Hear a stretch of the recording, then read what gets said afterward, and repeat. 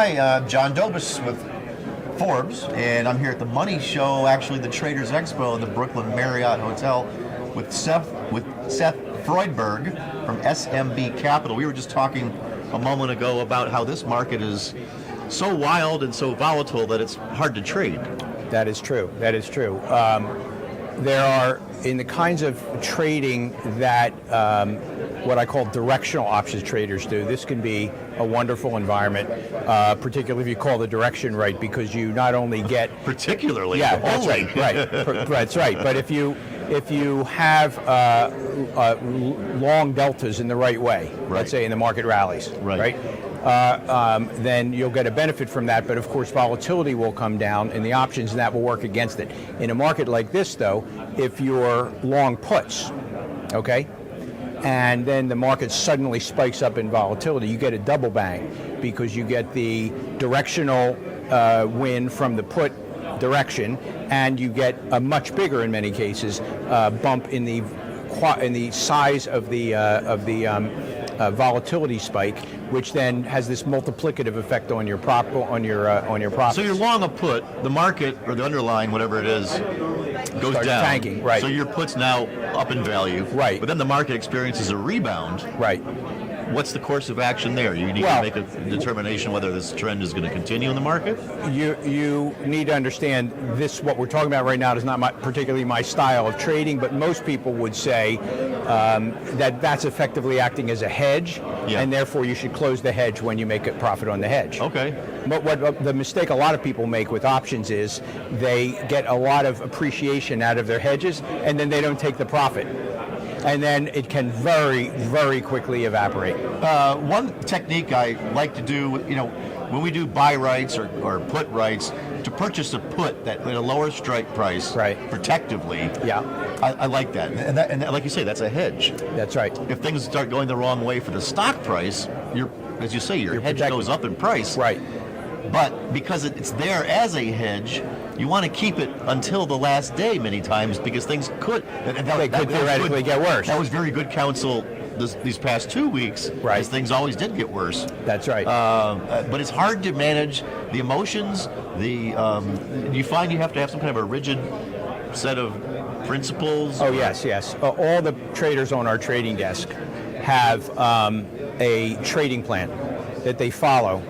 And the trading plan has, like any other form of investing or trading, it's got a stop in it, right? So when you get into a situation like this, you got to take your stop. And the strategies are built so that over time you will make money on the strategies, but that necessitates you're taking your stop in a situation where you've got to take your stop. Now, if you've been at this for a while and you start to see the market do and behave like it has over the last couple of weeks, many traders of our style will just exit and stay flat until this blows over. It's hard not to. And then you'll beat your numbers, because then you won't have losses nearly as bad. If I had simply followed my system, I would be down 5 times the amount that I'm down right now. Because you have those rigid stops, you mean? Or no, because... or you're not being involved. Because I'm out. Right. And so I was able to, and you get a sense for this, being a trader for a while, when it's best to be out. And so what that means is, since your back tests and your numbers involve having large losses, if you can almost completely avoid a large loss, think what that does to your long-term returns. Warren Buffett's rule number 2 or rule number 1 is don't lose money. Rule number 2 is number 1. That's right. So one of my expressions to our traders is, fool's consistency is the hobgoblin of small minds. Now, that was said originally by Ralph Waldo Emerson, but the meaning of it to traders is, you can have a set of guidelines and a set of rules, but you don't follow them in a suicidal manner, right? No, not suicidal, but... It's very good to stick to your rules, I would say 95, 97% of the time. What was your signal for saying this is too choppy to even mess around with? Well, when the VIX is spiking into the 30s and 40s several days in a row, to me that says you better stay flat. You know what? Right Here's now. the thing I was looking at. I like to look at the equity-only put-call ratio. Right. That's a nice little indicator for how fearful are we, and so is the VIX. And the VIX, today it's up, I bet, into the 40s. I haven't looked. Oh no, VIX has got to be over 50 today. Over 50. Okay, so because prior to this, the spike in VIX had not taken us to where we were in October. So I think that we weren't. The fear was not, even though we bled off 12% from the high in the S&P. Right. Fear was not really pervasive in the market. See, what concerns me about this current situation is it's incalculable. This oil shock this morning, it just kind of came out of the blue, but came out of the blue and brutal. But the coronavirus the problem with it is right now it appears to be economically incalculable. The market don't like that, right? Not at all. The market does not like any situation that it can't calculate. So that's why I see this as a problem that will continue for some time until there's some way of getting a sense that it's coming to an end. You look backwards at the. Are you a person who looks at the fundamentals of the economy and things like that? Absolutely. Okay. So I thought options maybe chart can tell all, but no. PMIs. We're still in an expansionary mode. Manufacturing, services too. Yeah. Unemployment's at the low. I mean that's kind of a curse right there to say unemployment's never been this low, meaning it can only get higher. But the economic picture looks so good. Do you feel that this market reaction to whatever the virus is or whatever the other underlying reasons for the sell-off are, is there a disconnect that is a bullish opportunity for 6 to 12? I think the question you have to ask yourself is the economy that we were in before the coronavirus sell-off, is that the same economy that we're in right now? And I think the market is sort of saying, I'm not so sure. Not with 16 million Italians who can't go anywhere, or right. A couple million Chinese. To me, this is long-term a buying opportunity because you've got this will blow over, this too shall pass, and then you've got a bunch of stocks at really great prices. So to me, but we're talking about investing now, which is not my discipline. My discipline is trading options. Yeah. So that's a different ball game. So when will things get placid enough for you to say, okay, sharks are out of the water, we can swim? When are you going to be? That's a feel kind of a thing. It has to do with how much the market's moving around every day. You certainly don't say that after, someone's going to do something to make everybody feel good, right? They're going to put out a big economic package, Congress, or the Fed will do something else, or there will be a coordinated central bank event from all over the world, right? That's coming. That's coming, right? That'll be a rally most likely, right? Will it stick? And you can't assume any of these short-term Band-Aid situations are going to affect the psyche longer term of the market. To me, as soon as they start reporting lesser and lesser cases of newly reported coronavirus, I think it's going to go on. Yeah, that's right. And or even a hint that that's happening. I think. What was the deal that? You look back at SARS. That was early 2003. Right. That was a different time period though, because we were just coming out of a very poor period in stocks. Yes. The tech wreck. That's right. And we were invading Iraq at the time, so that was bullish for the market. So this has more potential for a larger drop. I think that's because of where we were. I mean, we were late in the cycle, very late. Yes. Arguably some excesses built up. Right. Right. Exactly. But and last time in 2007, 2009, we were 57% trough, a peak down to trough. Right. 1973 was, so we get these 50% corrections, and well, an interesting interesting options play to do on a day like today, Monday, March 9th, where the market gapped down and we hit limits. 7% down to open on the S&P. That's right. Where we were halted. Okay, the whole market was halted. When the market reopens, some things that I like to do are look at the SPY options way out of the money. Like, what are the chances of the S&P index going down 500 points today? S&P? Right, today, by the end of the day. Yeah. Not too likely, right? Okay, but if you look at a SPY option 50 points below the market, wherever that would be, expiring today, you'd be surprised what you could get paid for that. That's probably, but you've got to say to yourself, if somehow Armageddon comes and it really does drop 500 points, I better be willing to own 100 shares of SPY at that price. Well, you probably have your Smith & Wesson and a bag of rice on your back, and you'll be right.